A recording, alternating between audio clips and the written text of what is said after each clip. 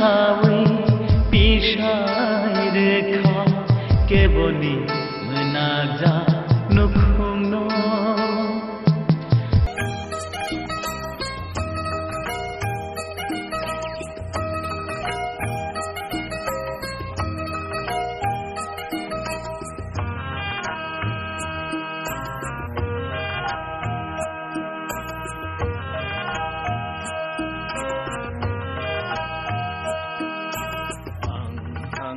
Furu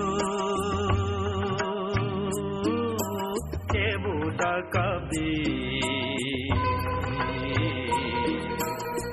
lamari min ani ang na furu kebuda kabi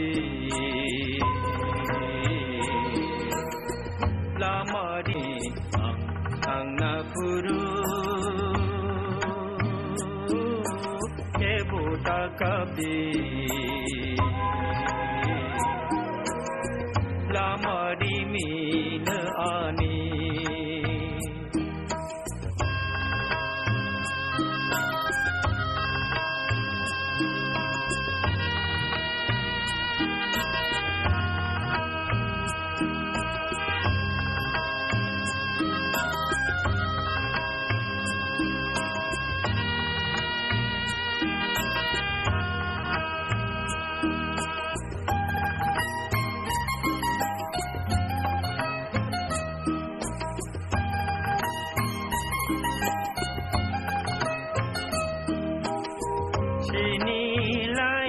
không tôi nha hãy xem vợ